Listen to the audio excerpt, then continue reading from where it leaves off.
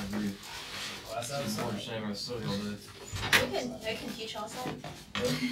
Have a board outside, you know. Oh, we can pick that up and wheel it out to the back. I would like that. Let's do it. So we have to have permission, okay? We're in college. We don't need permission from anybody. Wait, No. School principal. Sam? Yeah. Yeah, I saw the name is on the blackboard.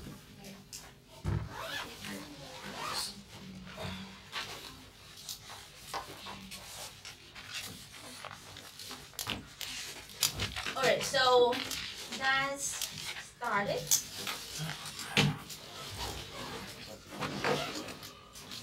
So before the midterm, we started chapter 5. Chapter 5, okay? And chapter 5 talks about the producer's theory, the decision made by the producers. Okay, so that's what the focus of this chapter. Okay.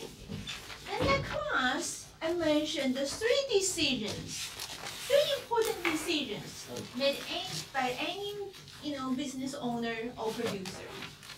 What are those 3 important decisions? 3 important decisions. Yeah. Input. Input, decision on the input. Output. And also the scale. Yeah. And what is the sequence of these decisions? Scale is first. Scale is first, then the second one is output, and third decision is input, right? That's a natural sequence. So then I said we're not going to start with scale, we're going to start with the last decision, okay? And I explained to you why we started from the last stage. Why? Because it's like the most important. You just said it. Backward induction. Okay, so that approach we call backward induction. And the reason we use backward induction is what? Why we start from the last stage? Because isn't that the most complicated piece to it? Is the simplest stage. Oh, it's just because we have the least amount of unknown information in the last stage. Okay, that's why we started that. Okay. Question? What was the order of those again? I think I have it wrong. Okay. The first decision the firms or business owner need to make is on the scale, how big they want business to be. And after they determine the scale, and they want to determine how much they want to produce. So the second decision is output. Then once they determine how much they want to produce, they need to know how to produce them. So the third one is the input decision. Before I forgot, I want to tell you the Connect Plus is open for you. So if you don't register today, then you won't get into it tomorrow. Okay, so make sure you get in today so you can do the rest of the homework. Okay, so my your exam is right here. So we started with the last decision, the input. Okay, but we did not finish that section. Okay, so last class, the class before the midterm class, and I introduced you some fundamentals, and we need to know about making decisions on the input. Okay, so I introduced you the production function, right? Okay, and the production function is relationship between the output and input, right? Okay, and I show you we categorize all the input into 2 categories. Okay, one category is what? Capital input. The other category is the labor input, right? And also I say the decisions is really different in 2 different time periods. So I differentiate the time into 2 different time periods. One is short run and one is long run. What's the difference between short run and long run? You can ignore the fixed. That's right. For the short run, and we don't worry about the fixed cost. And so one of the input is fixed. Okay, that's the one difference between short run and long run. What's the other difference? Within short period of time, You have more accurate projections. within a shorter period of time, the competition is not likely is going to come in. Okay, so we do not allow the competition in the analysis of the decision making. Okay, but in the long run, the competition can come in. So that's the two major difference. In the short run, one of the input has to be fixed, and in the short run, we do not allow the competition. We do not allow entering and exiting of the firms. Okay, so that's what we learned in the last class. Then I showed you the graph for both APL and MPL. Okay, and what do they look like? Increasing, decreasing, or decreasing, increasing? Which one? It's increasing, decreasing. Increasing, decreasing. Okay. And the relationship between MPL and APL is this. This is MPL, and this is APL. The highest point of APL cross MPL. Okay. And also we talk about why they have this kind of shape. Why they have this kind of shape, increasing and decreasing afterwards.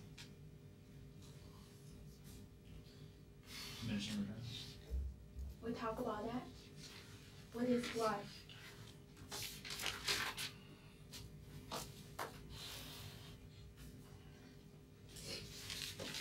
So that's marginal product labor. APL is average product labor. Okay, well, so when we have those graphs, we're assuming the capital input is fixed. Okay, and this is a short run analysis. So which means that we have fixed capital goods, we have fixed scale, and we have the fixed production potential. Okay, within the fixed production potential, at the beginning, before you exhaust all the production potential, every time you increase the labor employment, you're going to see the benefit. So the marginal product labor and average product labor is increasing while you employing more and more labor units because you are utilizing the production potential existing in that business. But after a certain point, after you exhaust all the production potential, all the capacities existing in that business, if you keep employing more laborers, you're going to see the drawbacks of it. So the benefit goes down. Okay. All right, so that's why they follow this shape. Okay, so that summarized what we learned and for this before the midterm. Right?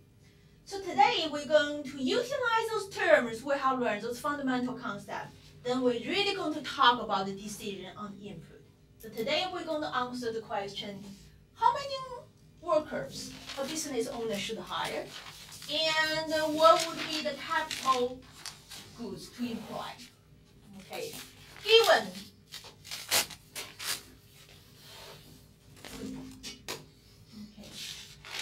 the scale, given the output level, how to determine A and L. So that's what we're going to talk about today. Okay, to talk about this, okay, I'm going to introduce you a model by using the graph. And after I introduce to you, you will find this very similar to something you have learned before. Okay? So first I'm going to introduce you, we call it as ISO cost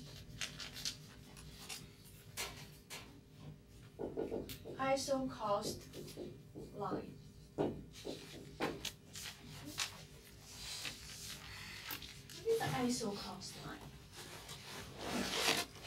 The name is very descriptive.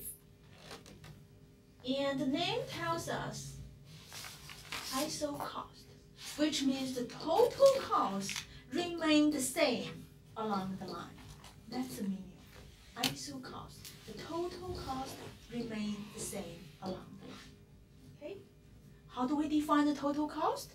Total cost is the expenditure on the capital goods plus the expenditure on the labor. So how much you pay on the capital plus how much you pay for the wage, then add up together, and that is our total cost. So we're going to use TC to represent total cost.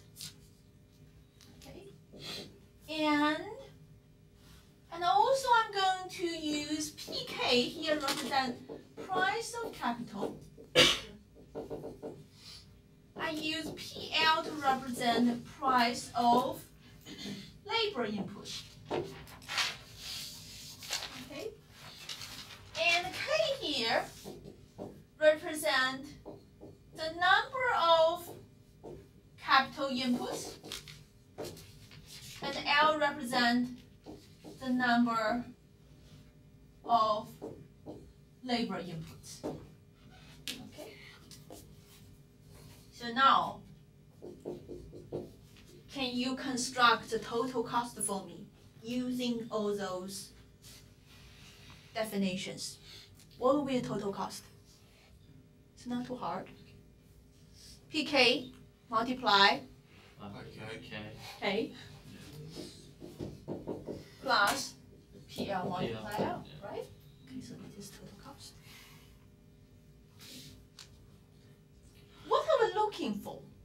Okay, remember, what we're looking for is K and L. We're looking for how many labor to hire and how many capital goods to employ. Okay. In order to determine that, we're going to assume those two things are parameters. The price of capital and the price of the labor are parameters, which means they are not a decision made by the firm, and they are the prices determined by the market, and the firm, the business owner, has to take that price as given. Okay? Okay, then this is the total cost. So let's say I give you an example here. Suppose the total cost is 100. Okay? Total cost right now we know is 100. And the price of capital is $5. And the price of labor is 10. Then we have this mathematical relationship between K and L, right?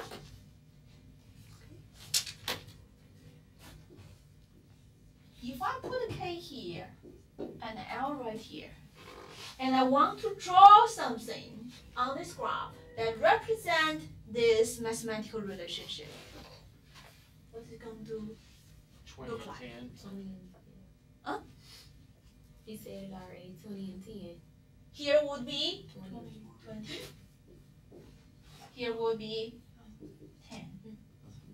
Yeah. Connected, right? Does it look like something you have learned before? Yes. Budget constraint. Exactly. Okay. So now, I want you to remember you're gonna learn here with that concept you learned in the consumer theory. Okay. So the concept introducing you is a concept in the producer theory. What you learned is consumer theory. Even though that is two different theories, but what you're about to learn is very, very similar. So you can remember both together. And we learned consumer theory, and this is what? This is the producer theory. So you can remember the graph and the formula all together. Okay. All right. So now I want to ask you, okay, when we talk about budget line, we talk about the slope of the budget line. Do you guys remember what is the slope of the budget line? PX divided by PY. Px divided by Py minus, right? Okay, so what do you expect the slope of this? Using the logic we learned. It's PK over PL. Minus PK. Okay. Px divided by Py, that's what you learned, right? Yeah. X is good on the horizontal axis, Y is good on the vertical axis. So what would be the formula here? PL. PL divided by PK. PK. That's right. So this would be the formula for ISO cost line. Okay. So given the price of the two inputs, you'll be able to find the slope. Okay, so now I'm going to draw another ISO cost line. I want to tell you something, ask you something. This line here has the exact same slope. It's parallel to this one. What's the difference between this one and this one? More capacity, more resources. The total cost of this one is higher than that. Okay? So each line here represents a level of total cost. So for any business owner, they're going to have infinite number of ISO cost lines. Here's another one. So each different line there represents a different level of total cost. But along the line, the total cost remains the same. No difference. In a situation where the scale and output are determined, which kind of line you think a firm wants to reach? What kind of ISO cost line you think the firm would like to reach? The lowest one. The lowest one. Why? Because the lowest one will cost you the least. So that's the idea here. Okay. Even those are all variables, but the firm wants to find the lowest ISO cost line, but at the same time enable them to produce this amount of output. So that's the idea. So everybody's clear on this? So this is the parallel model ISO cost. For the consumer's theory, we have another element in the model, right? What do we call that one? Indifference curve, which is measures what? Utility. Utility. Good. Now we're going to have something very similar. We call it isoquant. It could be a curve, and it also could be a line. But this is curve, because most of the time it is a curve. Who can give a guess what's the meaning of isoquant? Same quantity of outputs. Output remain the same along the curve. Okay? So in the consumer theory, it's utility. The total satisfaction remains the same along the curve. But here is the total output. That's still K and L. And isoquant curve looks like this. Okay, so along this curve, the total output remains the same. Now I'm going to draw another isoquant curve. What will be the difference between this one, 1 and 2?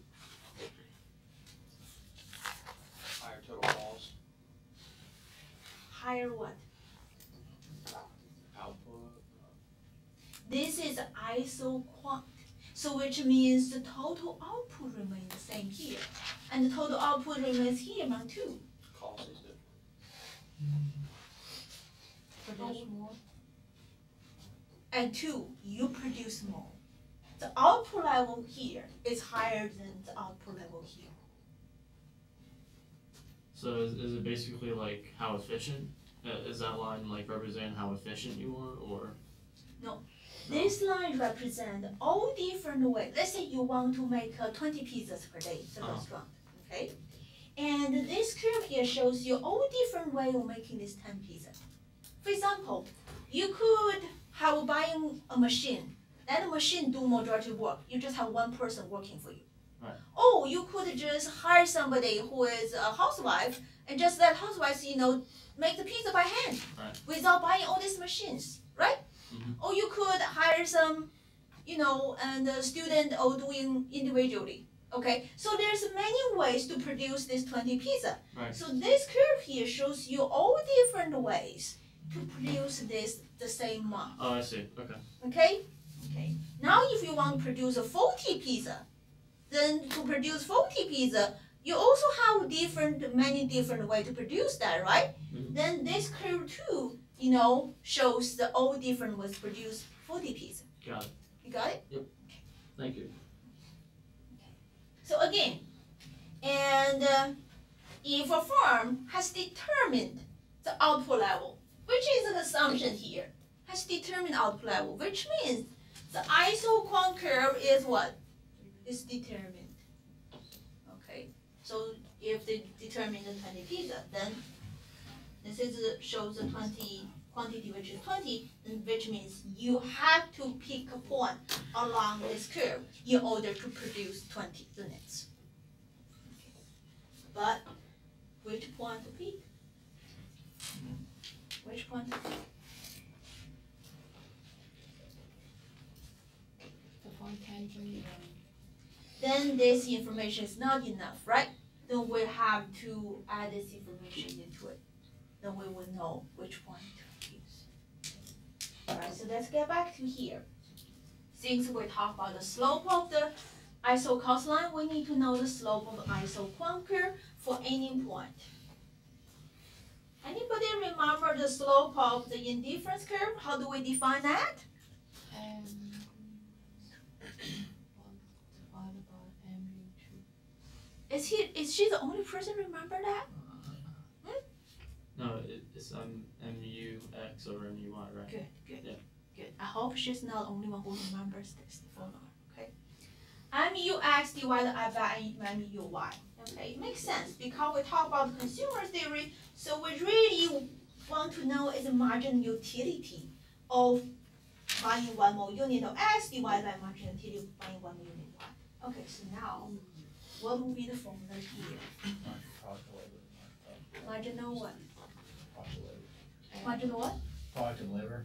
Marginal product of labor divided by marginal product of capital goods, right? So now you see, it's very, very similar. Marginal product labor means when you hire one more worker, what is the total increase of your output? Are you guys with me?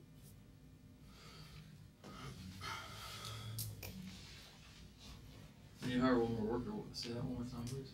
This means when you hire one more worker, what is the total increase of your total output?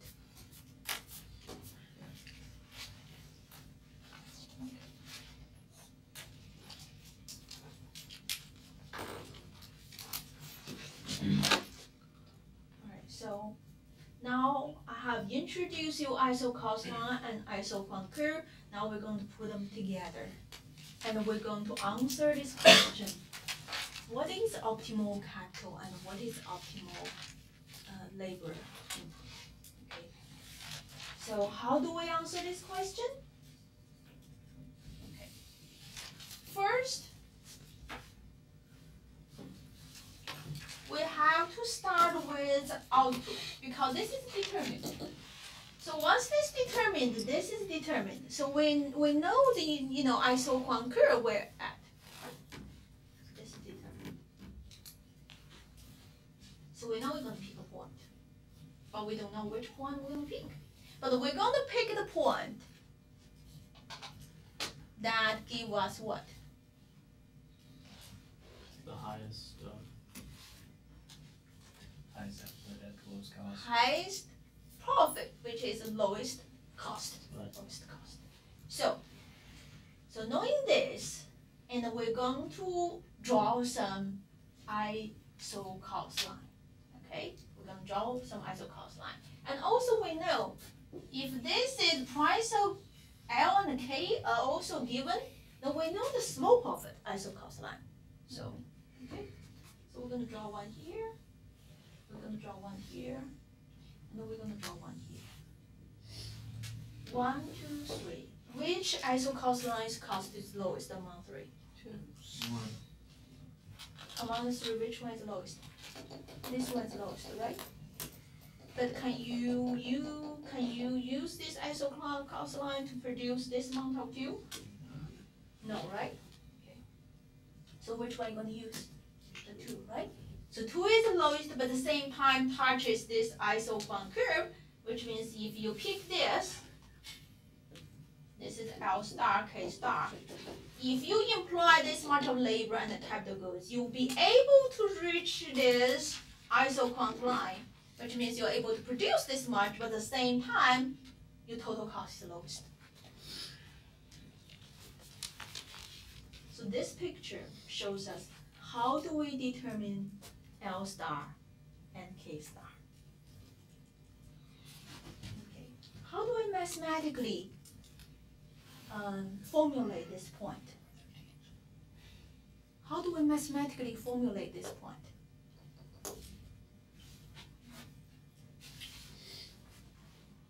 Well, maybe I'm thinking like you could bring PL and L over to the other side of the equation and maybe set equal to PK and K. Is that it? Because at this point, the two slope the same, Right. right? Yeah.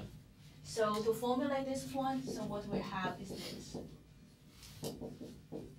Yeah.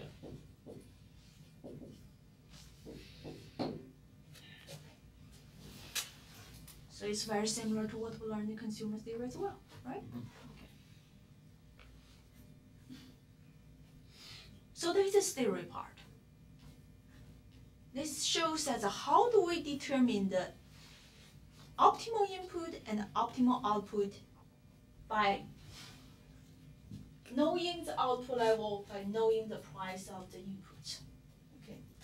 Theory tells us this is the mathematical condition you have to meet in order to find this one here. Okay. Now we're going to do some applications. Okay. So we're going to utilize this theory learned to do some applications. Alright, so one thing I want to mention here is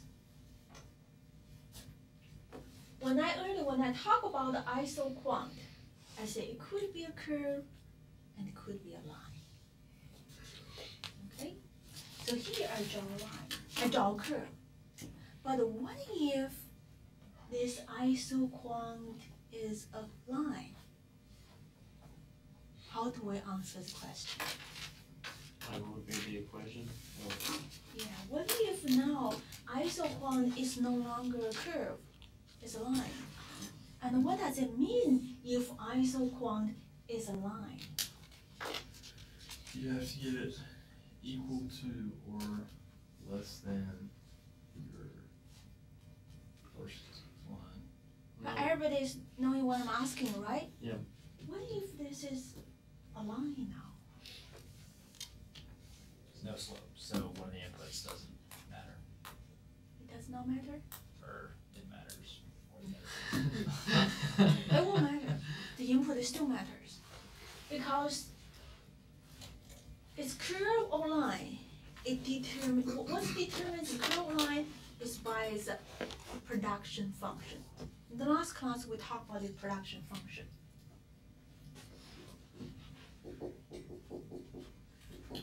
Remember that? Yeah. Okay. We're done that. Okay. So this function f here determines whether this is going to be a curve or a line. Okay. Alright, let me ask you this. If this is isoquant line, what do you think this production function looks like?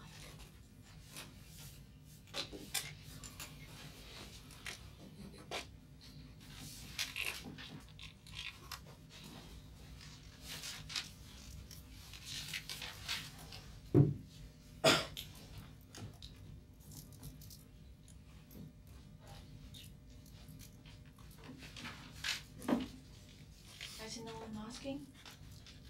If we have an isoquant line now, which means it's a straight line, shows the total output remain the same along this straight line. What would the function look like? Production relationship look like? Maybe Q equals F times the PK PL instead of K instead of L. Be same as the total cost. It's going to be a linear function just like this. For example, if we have a linear production function and we want to draw the isoquant, which means the output here remain the same all through that line or curve. and you know it's going to be a straight line, right? Are you guys with me on this? So if the production function is like that, it's going to be an isocos line. And I'm going to do it right here.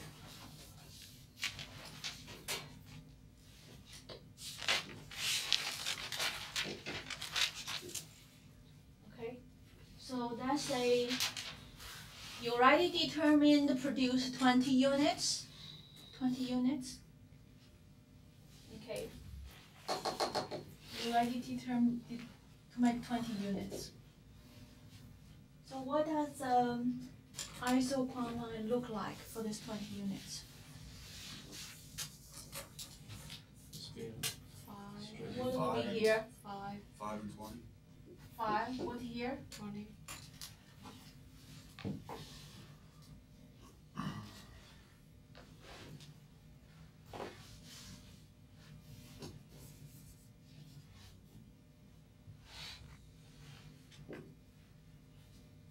So this is isoquant line, which produce 20 units, right? Okay. So you want to pick a point along here because that will enable you to produce 20 units.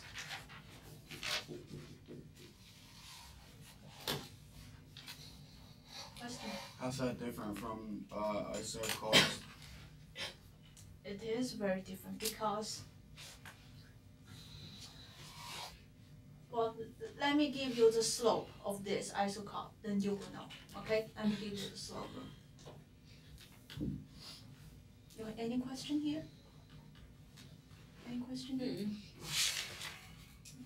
Okay, so even this is both a straight lines, but they may not have the exact same slope, right? Okay, so if I give you this information here, PL is equal to, let's just use what we have. PL is equal to 10, and PK is equal to 5. Okay?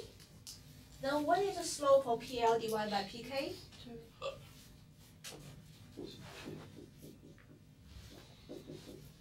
So the slope will be -2 for the isocos line. Okay?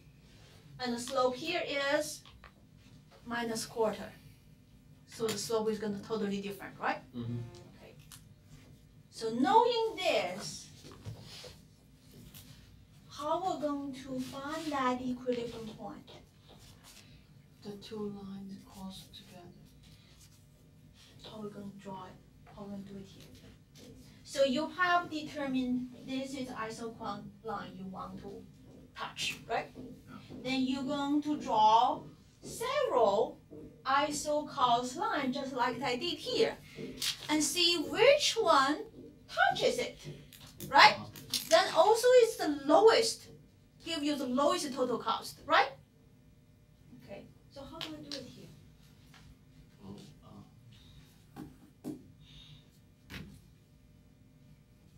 you wouldn't set the 2 equations equal together, would you? Or no? It's a good question. Do you want these two equal? Or do you think you can find the equal? I mean, that's what I would guess. This because, slope right now is -1/4.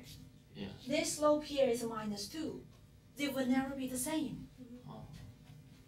They will never be the same. Oh, okay. Yeah. So you will not find a tangent point right now, because both are straight lines. But you will find point where they touch. So how are we going to draw this now? How did we draw these three? We know the slope, so we just draw several lines with the same slope, right? Right. Okay, so now we also know the slope. It's -2.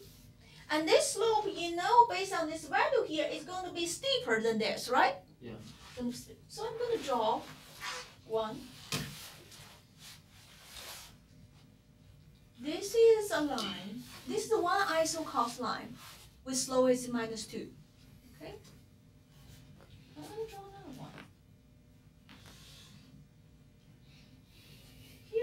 one is also -2 slope. It just has a higher total cost than that This one. that's right. This one has a higher total Yeah. cost than this one. But you know this ISO cost line does not touch that. So you will not be able to produce 20 units if you use this much total Right. cost, right? Right. You would be able to use this to produce if you choose this one here, right?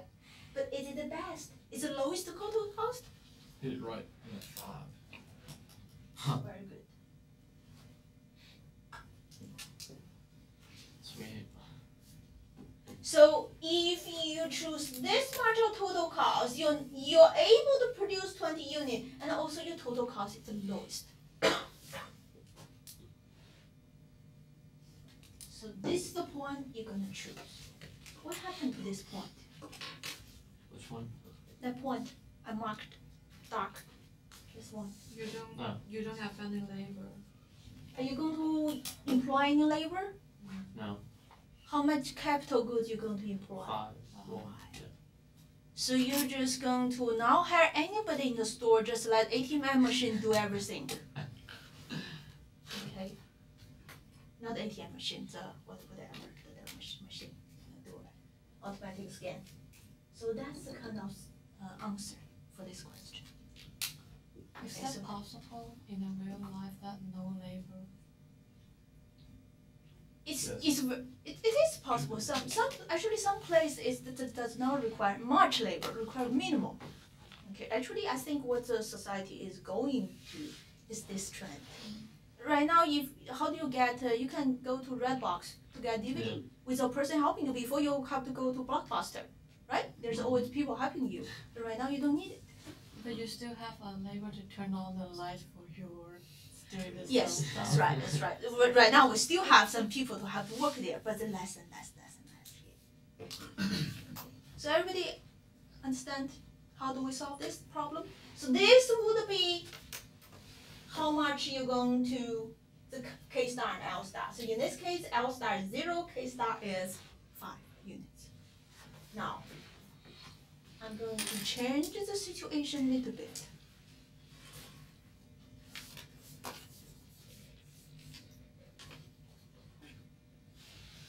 Now I say, okay, the price of labor and the price of the capital goods, I'm going to change it. I say this is 5, still the 5, but price of capital is 50.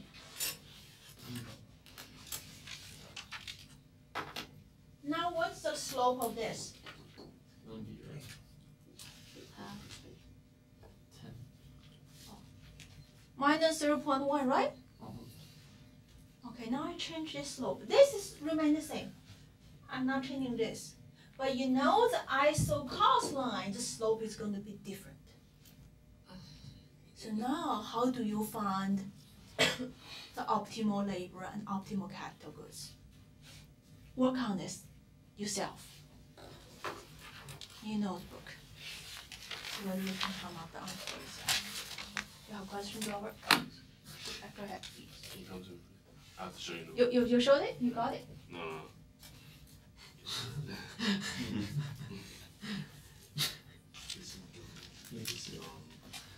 Right, so do we use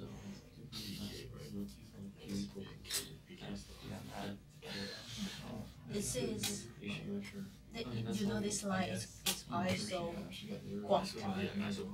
This is ISO cost, that's right.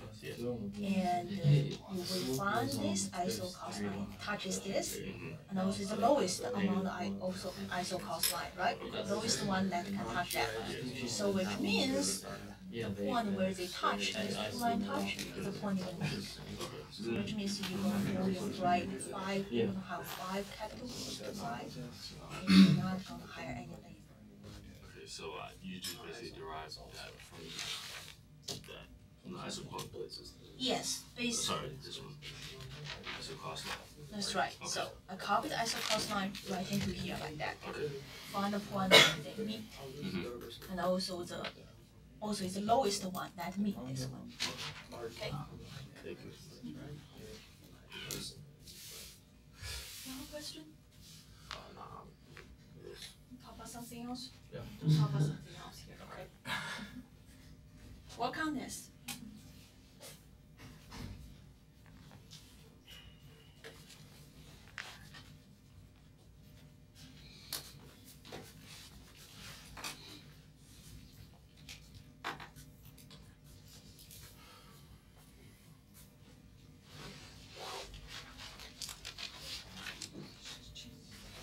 That's right.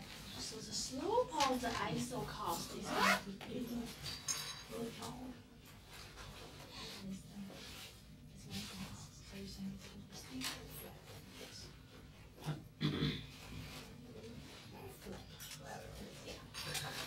So the isocost line is going to be flatter or steeper than isoquant line?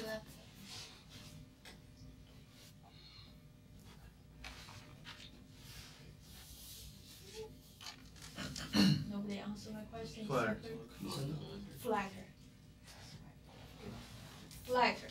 Now the isocost line is going to be flatter than this. So draw some flatter lines. Just draw it and see what you come up.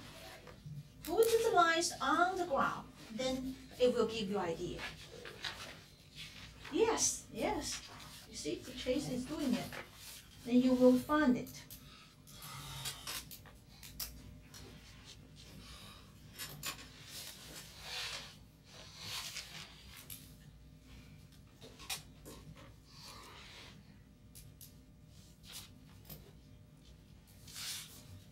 Draw some flatter ones. Draw several.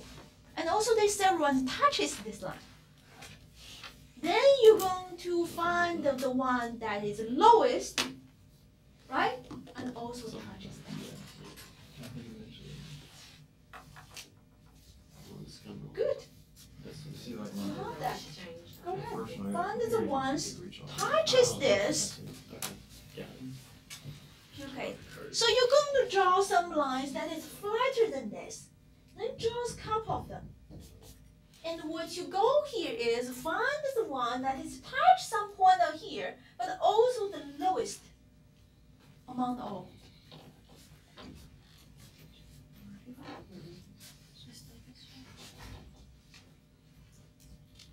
Yes, yes.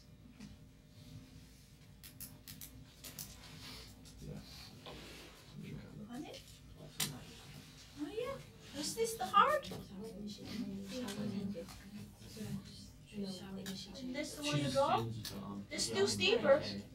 No, now it's flatter. Yeah, so now it's Now it's flatter. yeah, so now Did you find it? Yes. yes, So yeah. That's a Q, that's a Q equals. Good. So you find the flatter zone. No, No, that's the ISO point. I'm talking about the. You're doing great, but you just have too many different lines here. Okay, if you make this graph prettier, you will see the answer. Just make Erase it to make it pretty. So like you look clear. right here. Okay, so 10, 5 for the Which one? Isoquant? is what she saying? yeah. Okay, that's what I was. And then all this is gonna be like, probably right here, gonna go flat. Yeah. Okay. This is isoquant. Yes, So this she is changed flatter. ISO point. Well, Alright.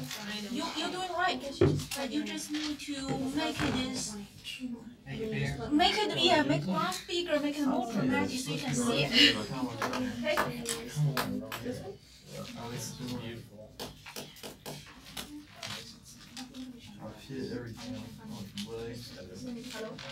back and trap, all sort of back and trap, really, and the chest and body.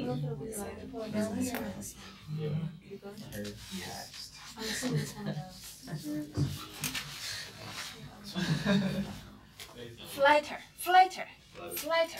Because Not steeper. because Yeah. the slope is negative, right? No, because it's now it's 1/10. Yeah. Can you explain to me what?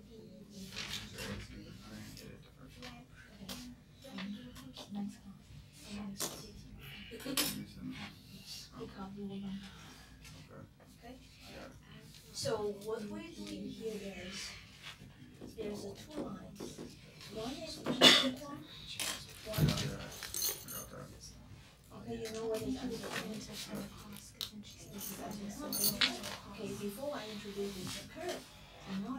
if isoquants. This is yes. So now we change the curve to 3. Before this curve, we just need to find one with tangent with the isoquant, right? Right now it's a line, so now let's find a single point. You still want to find, that's right, you still want to find a point. You still want to know, how many labor to employ, how many capital to buy, right? But we're going to follow the exactly same procedure. Before we just draw several isoquants and find one that's a tangent, right? So now we have isoquants, still going to draw several isoquants. Examine more operations, so. But make sure the isoquants So I should mess around a lot and not really. flag in this one. So we don't. Only one professor teaches it, right? Yeah, it's gonna be tough. Parallel to it, right? Not parallel, flatter. So my ROTC class taking place with all my finance and management class. This is flatter, So, right? yeah. So I'm like, I don't know. This is also flatter, right? Yeah, well, the all semester. See, I don't know this semester, like my ROTC class, I hope there's I take everybody else in class. right now, next semester, it looks like I'm planning to take all of them. But I want to take five.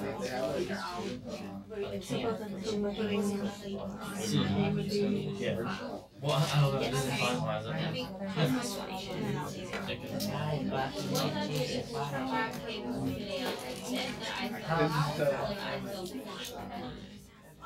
Why did it went to I think now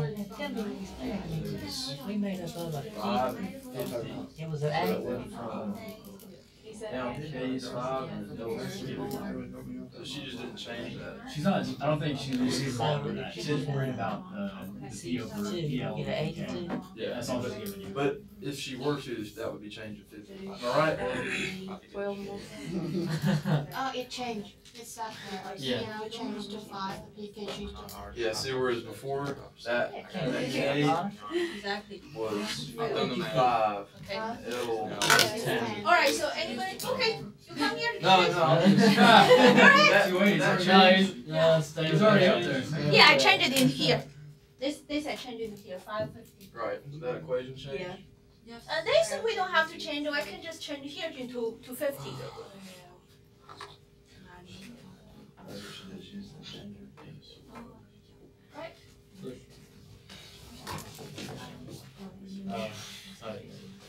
So this one, Should it be $5.50? so now, yeah. I think you got it backwards.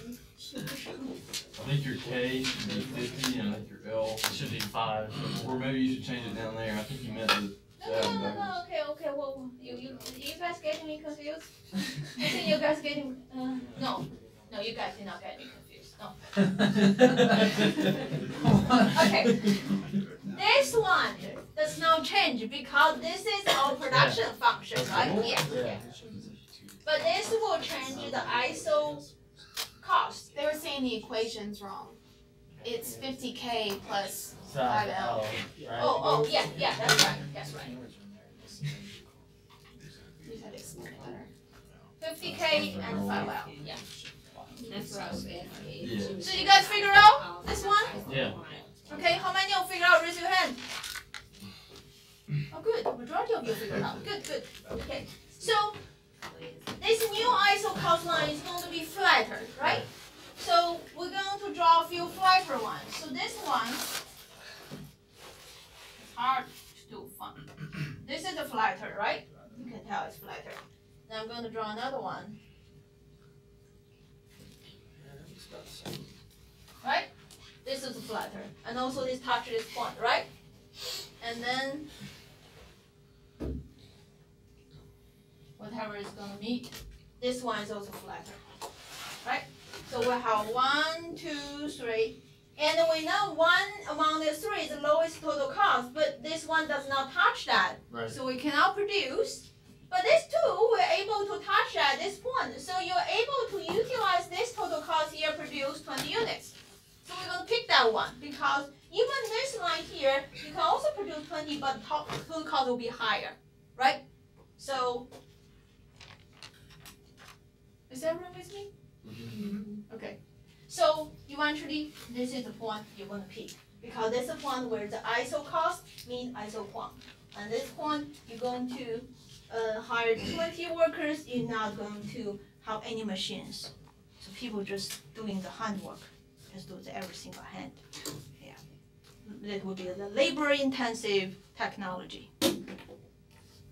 So to use, whether you're going to choose labor-intensive or capital-intensive technology, it really depends on both production function and also the cost function.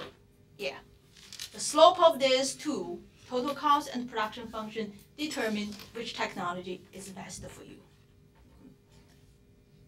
Okay, so that's what this graph telling you. And the reason I go over this because there's a homework problem on this one. When does homework due? When did homework due? Saturday week. I have not signed it yet. I have not signed it yet because Is the ungraded one due this Saturday or? there will be yes, the ungraded one will do this Saturday. This The Saturday. graded one will be due next week sometime. Man, that's fall break. Is it fall break? Yeah, no, that's midterm. Four fall That's break. midterm. Of course, use it. Well, make sure that you don't have work in the fall break. Wait, when is fall break? It's still 16. Is it a week after midterm? Yeah, not October next week. 16th. Yeah. Beat the So level. is it Thursday, Friday, Saturday? Yeah. So how about make the work due on Tuesday? So you can have full break off. Okay. So any question on this? Everybody is clear? That's all. All right. So we call this function here is linear production function. Okay. Now I'm going to introduce you some other function forms. Okay.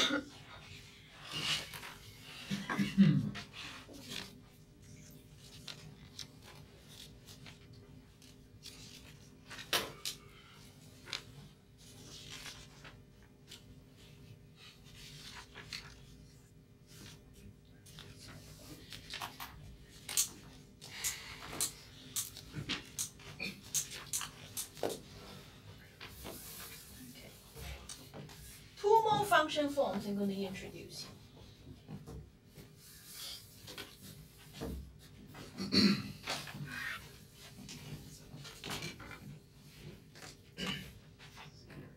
That's the linear one. Linear production function. Next one I'm going to introduce is called the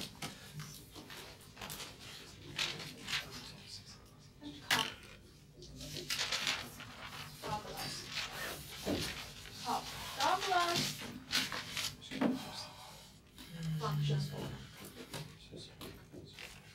And the third one I'm going to introduce is called the Leon-T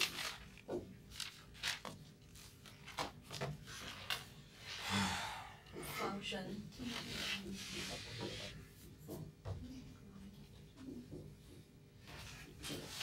So that's the three different ones. Okay. So all this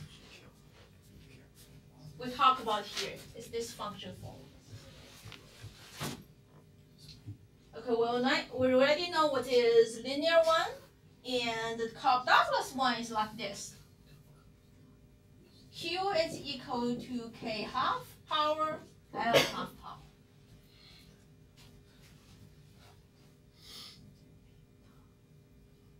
Douglas, D-O-U-G-L-A-S.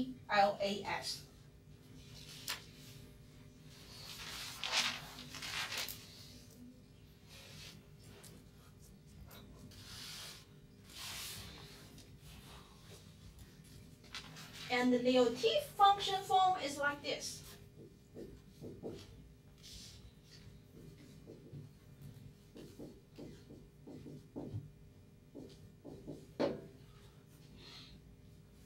Mean, I'm going to show you the graph later. The minimum, the smallest number of these two.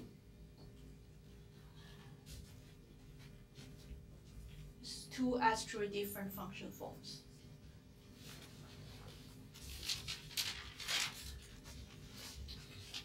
First, let's look at this Cobb-Douglas function form.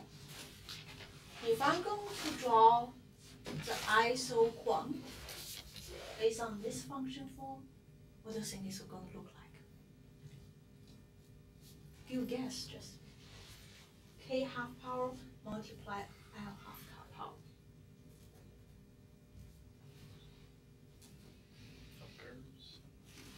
Is that all this free function form is from is related to the isoquant? We just pick these three function form for the production function. There's many more, but we're going to use these three to talk about how they relate to the isoconstant. Yeah. Okay. So look at this. If we're going to draw the isoquant, the output remain the same. The relationships between KL, what it look like? It's going to look like this. The one we have learned. Okay.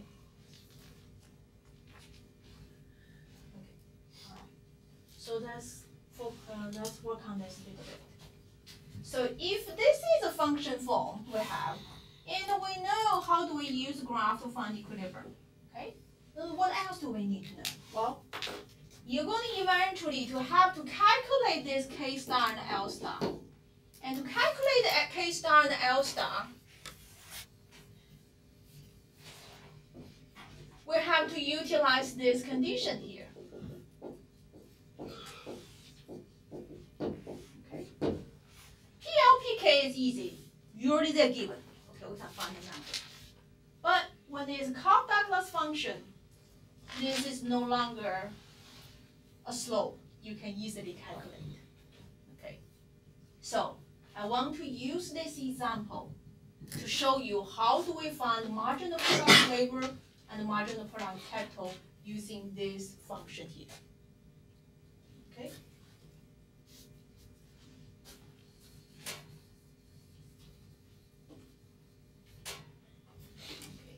We'll have Q is equal to K half power and L half power. Let's find MPL first. What is MPL? Marginal product labor. So which means when we increase labor unit by 1 more unit, what is the change of the total output? Right? Okay. So I'm going to introduce you here. The rule here to find this is universal. In economics, every time you see a marginal something, okay, you see a margin, looking for a marginal something, and then you are given a production, you're given a function form. What you need to do is, mathematically, is to take the derivative of this Q with respect to L. Okay? So what you're doing here is,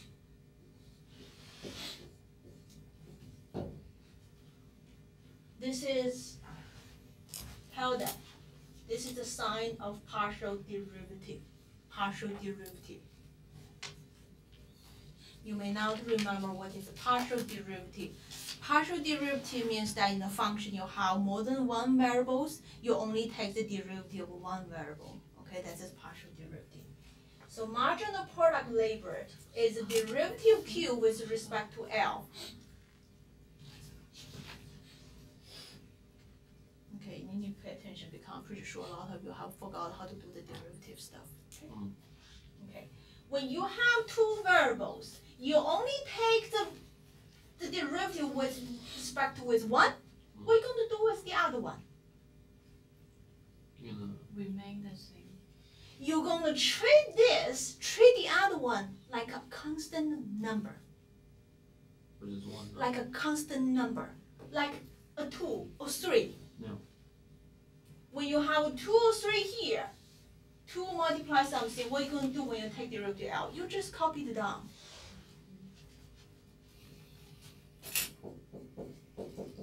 So first, you just copy this down because you're treating it as like a constant number. Then this has has to multiply the derivative of this with respect to L. What's the derivative of this with respect to L? Do you guys remember? 2. Whatever the power here, you're going to bring it down. Uh-huh. Then you're going to give it a new power. The new power is original power minus 1. Yep. So that'd be negative. So this is the marginal product of labor.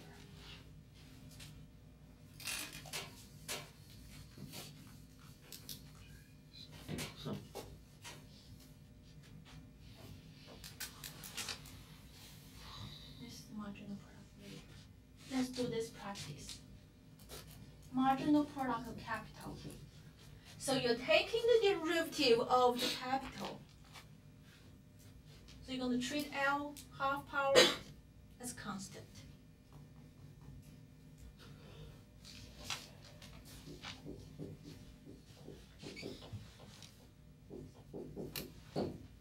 Then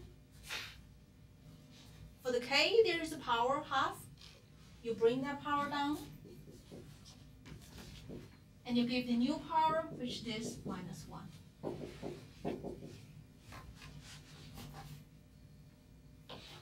So eventually we'll have this.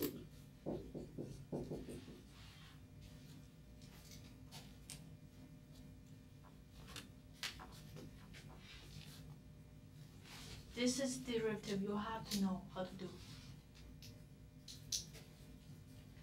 Let me give you a couple practice here. Q is equal to K squared multiply L. What would be this MP? What would be the MPL? 2K. K squared. MPL. Taking the derivative with respect to L. You're treating this as Constant. so what would be the answer? K squared times L to the power minus. B, K squared. That's it. Right? Yeah. Then L here should be a 0 power, that is just 1. Yeah? Okay, how about MPK? Now take the derivative with respect to that. That's 2K. 2K, then L.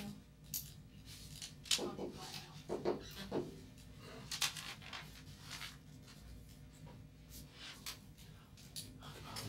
Which class you learn this stuff? Calculus? Yeah, it was a while ago though. Calculus class?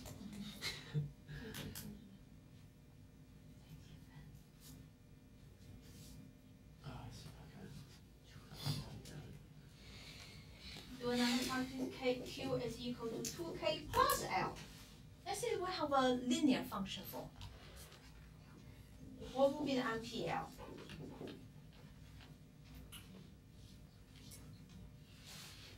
Just L. Now this is a constant number, right?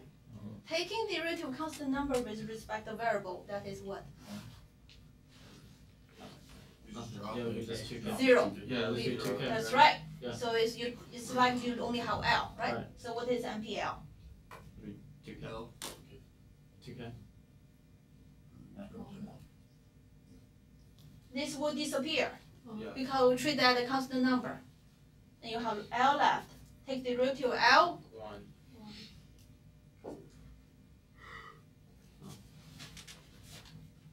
You guys need a lot of practice this one. What about MPK?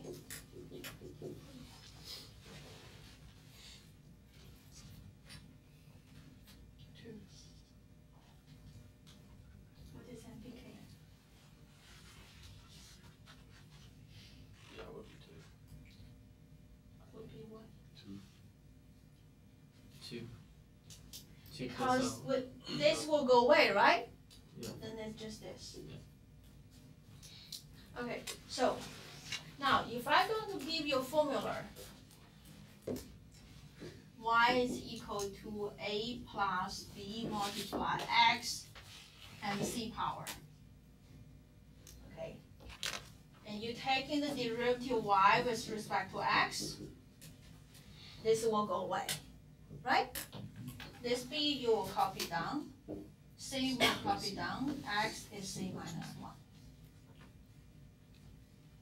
So if you use this formula here, and you should be able to answer all the derivative questions. And what's the significance of the derivative again? Wait, what is it? What's the significance? Because only by using derivative we can find marginal product labor, marginal product capital.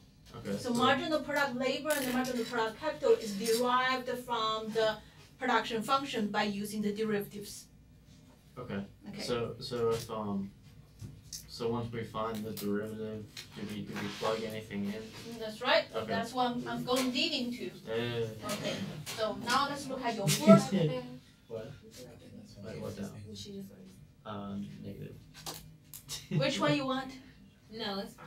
I think she wanted the oh wait, are you talking about the examples like that? Yes. Yeah, there you go. Okay. So now I want to talk about your first homework problem, which is related to this.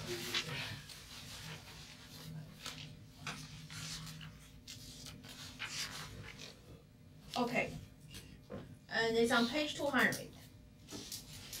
On page 200. That's it, Cobb-Douglas function forms. I have 10 minutes, right? Okay, Cobb-Douglas function form. This chapter is a lot. There's a lot of concepts, a lot of calculation. It's not a really easy chapter.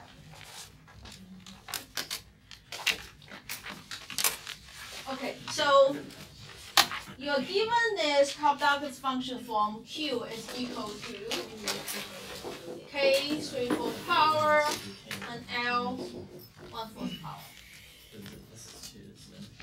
I'm going to go over part A. Which problem is this? This is with respect. The first one, This is with respect. 200. page 200, first one. The first question asks you. Actually, no, let's go to the second part B, because part one just asks you APL. Just go to part B. Find the expression for the marginal product labor. Did they ask you find MPL?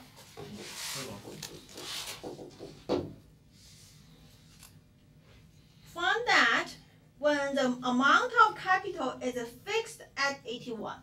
So they tell you K is 81. They want you to find MPL.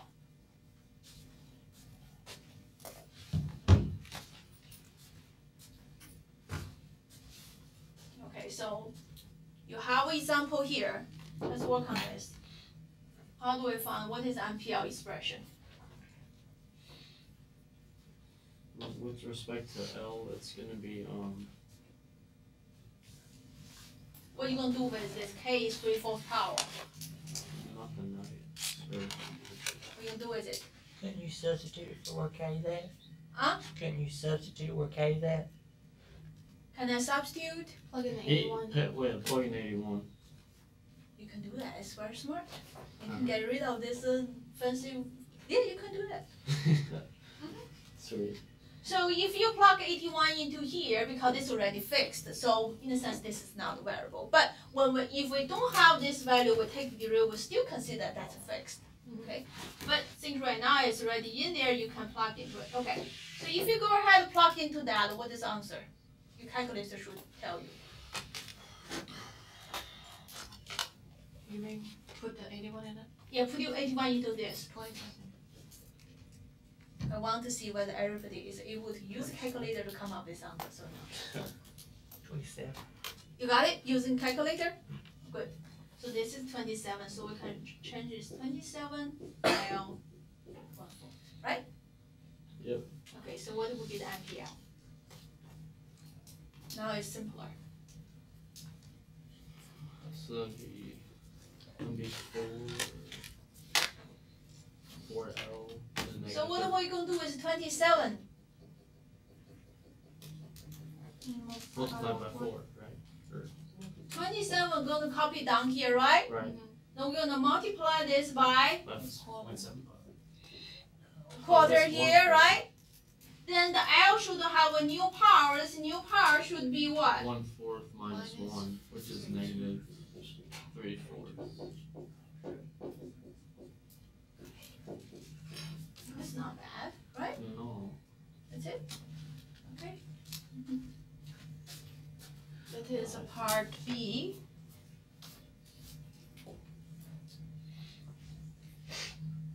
Then they say, okay, now capital changes to 81, I think. Is it true?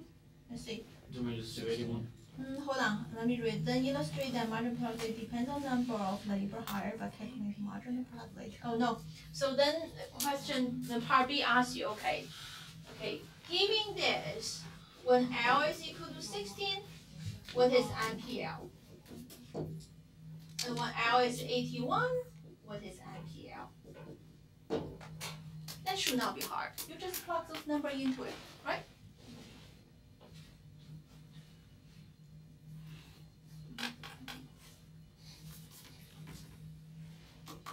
Okay, so that's part B, alright? Part C, they said, okay, now the capital is still fixed at 81. And also, you know this. I'm gonna erase this now.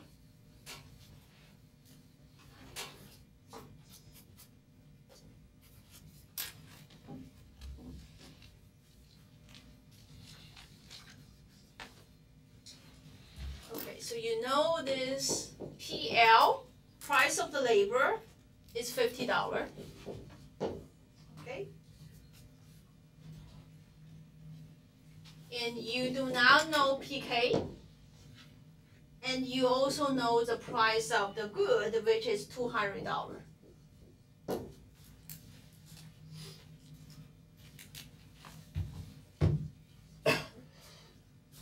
Actually, this question part C, you will not be able to do it right now.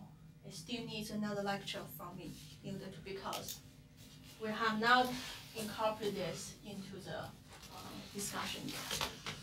Okay, so I'm going to stop right here. So you will be able to answer the